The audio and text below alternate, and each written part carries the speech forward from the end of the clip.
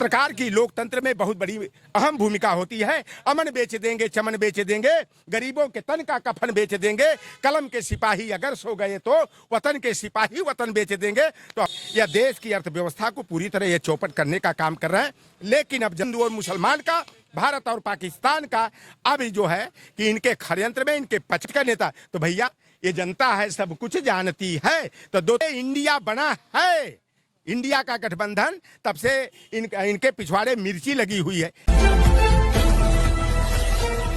कोई फिलहाल हमारे साथ जो है राम लोटन निषाद जी हैं। हम president of Bharat, prime minister of Bharat. अरे भैया केतनो कर लो चलाकी, आप ही तो बड़ा मार सीना तान के चल रहे थे। स्टार्टअप इंडिया, खेलेगा इंडिया, जीतेगा इंडिया, आज साइनिंग इंडिया, कौन कौन इंडिया, कहां कहां से इंडिया के हटाएंगे भैया।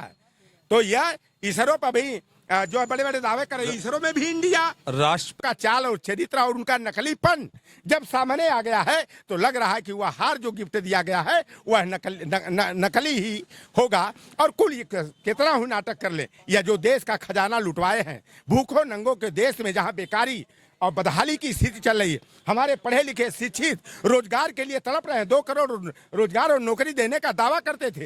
एक करोड़ तो दूर, लाखों 10-5 लाख लोगों को भी नौकरी देने का और रोजगार देने का काम नहीं किए। जो कांग्रेस पार्टी ने ना मनरेगा वाली चलाया था ना योजना, उसी मनरेगा को ये अपना रोजगार बताते हैं। तो ये भैया देखो देश विक्रेता है, या देश की अर्थव्यवस्था को पूरी तरह ये चौपट करने का काम कर रहे हैं। लेकिन अब जनता इनके झूठे झांसे में, इनके छल कपट, झूठ फरेब और जुमलेबाजी में आने वाले नहीं है। या लाख कवायद कर ले हिंदू और मुसलमान का, भारत और पाकिस्तान का, अभी जो है कि इनके षड्यंत्र में, इनके पचड़े में यहाँ की जनता पड़ने वाली नहीं है। अब बताओ द्रौपदी मुर्मू कहाँ चली गई थी भाई? देश की प्रथम नागरिक द्रौपदी मुर्मू। पहले तो इनको सेंट्रल विस्टा को जो है, काहे को सेंट्रल विस्टा भैया, जब इंडिया अंग्रेजों का दिया हुआ नाम है तो सेंट्रल विस्टा काहे को बनाई दिया भैया? उसका नाम कुछ रख देते ना।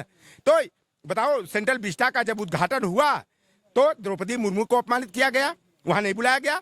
भैया जब राजनयिक आए 19 देशों के, तो हमारे देश की राष्ट्रपति को तो आगे अगली लाइन में रहना चाहिए। तो ये सारा नाटक कि हिंदू और मुसलमान का जो करके, जो ओबीसी SC ST को भ्रमजाल में डाल करके या चुनाव जीतते रहे। लेकिन 2024 में ना ये लाख इंडिया को भारत कर ले, चाहे कुछ भी कर ले, चाहे इंडिया को नरेंद्र मोदी ही क्यों ना कर ले, अब यहाँ देश की जनता 2024 में इनकी विदाई करने का पूरा मन बना लिया है। और इंडिया की सरकार 2024 में बनेगी, क्योंकि देखिए जब लोकतंत्र ही नहीं रहेगा, संविधान ही नहीं रहेगा, तो आखिर हम लोग चिल्ला करके, गला फाड़ करके क्या करेंगे? चाय चट्टी की दुकान पर खड़ा होना और बैठना भी मुश्किल हो जाएगा।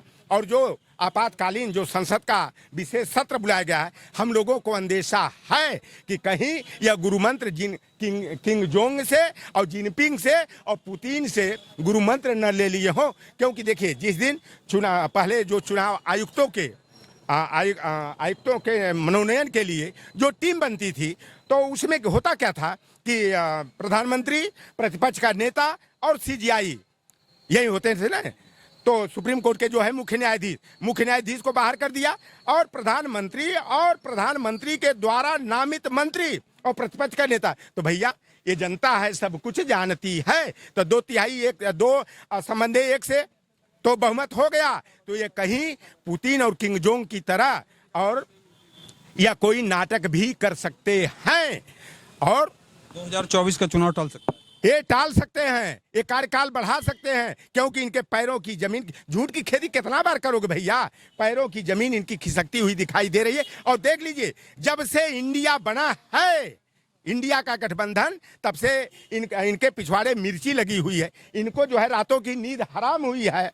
तो ये तरह तरह के षड्यंत्र कर रहे हैं। और उस दिन आप देखे कि प्रेस कॉन्फ्रेंस होना था, पहले तो प्रेस कॉन्फ्रेंस से भाग गए, और वहां पर जो इनकी खुद गोदी मीडिया भी थी, उनको भी हुआ कि कहीं जो है आसिम अंजुम की तरह, पुण्य प्रसून वाजपेयी की तरह, कहीं जो है रूबिका लियाकत जो नाचने का काम करती है भारतीय जनता पार्टी RSS वालों के इशारे पर, और वो अंजना ओम कश्यप, और वो कौन है, एक कौन सिंह है, श्वेता सिंह, अच्छी चित्रा त्रिपाठी है, ऐसी जो पत्रकार हैं जो अपना जमीर बेच चुके हैं, कहीं ऐसा ना हो कि असीम अंजुम की तरह इनका जो है कि जमीर जाग जाए, तो जो भैया पर्दे की आड़ में जो राज छिपा है वह राज कहीं जनता के सामने ना आ जाए, पर स्क्रीन पर न आ जाए, इसलिए वहां से गोदी मीडिया को भी दरकिनार करने का काम, क्योंकि अब देखिए गोदी मीडिया का भी जमीर धीरे धीरे जाग रहा है और जागना चाहिए। यह देश नहीं रहेगा तो वह मीडिया जो आज कर रहे हैं ना, 4 दिन की चांदनी फिर अंधेरी रात, अरे लठिया लठिया के यही मारेंगे आरएसएस वाले।